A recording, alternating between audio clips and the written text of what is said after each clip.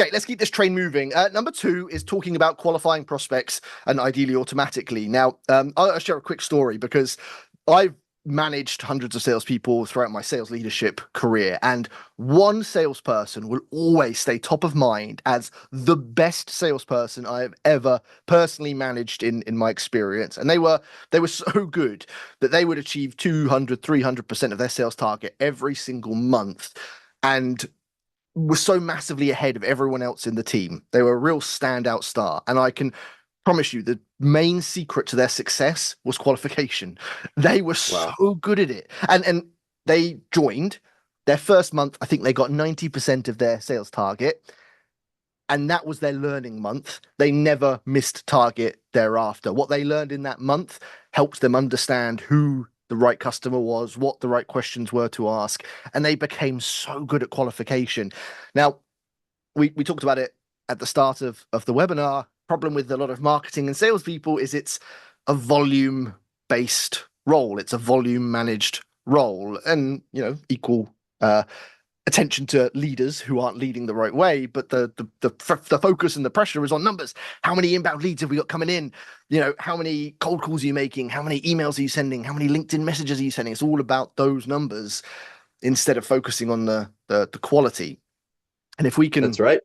qualify better, then again, everything becomes so much more efficient. Yep.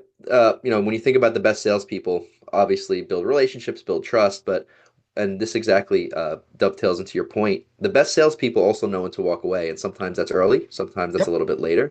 If you think about, I just have this weird metaphor in my head, I'm going to use it. If you think of leads as just a bunch of apple trees in a huge farm, automatic qualification essentially puts a sign on each apple tree and lets you know which tree to climb up, so you're not wasting your time climbing up the wrong tree.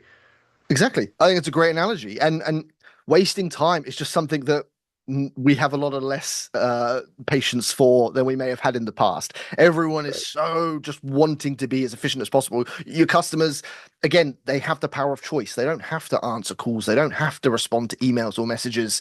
And as salespeople, we're all limited. We all want, in an ideal world, who wouldn't want just good quality leads over, a random database? And the stats reflect it. On average, 79% of marketing generated leads never convert. I mean, that's scary. And we're not here to focus heavily on marketing. There's a lot of stuff you could dig into on that one. But good qualification can impact those win rates significantly. And so, Dom, tell us a bit about how SalesAPE qualifies fast, and then I'll share some LinkedIn tips on how you can Yeah. qualify fast as well. For sure. So using, like we talked about a little bit earlier, the thought chaining technology that we have. So it understands the questions to ask. If something is thrown that's a curveball, it'll know to get the conversation back going in the right direction. So inherently, based on how it's been taught already, we'll know how to qualify. But then in addition to that, we're going to help train the agent for your particular business, the questions you want to ask. Maybe you only work with people with a specific level of income, or maybe a specific amount of business revenue, or maybe you don't work in a specific vertical. So you're able to predetermine all of these different parameters within the agent. And then when the agent is chatting with that potential customer, it's able to reference those parameters and able to determine based off of sales as a whole, but also generally what you feel is important as a business. It's able to determine who to move forward and who not to move forward. And look, you could tighten the screws. I have some companies that just get so many leads, and the agent needs to be incredibly picky, and Mhm. others just open up the faucet and let a lot of things go through. So it allows you to do a little bit of both and play a little jazz there. I love that. And looking, sort of further down the process, what happens when it either qualifies someone in or out? So if it gets to through the questions and it decides, what happens then? And then if it gets to the end and actually they tick all the boxes, what is the next step?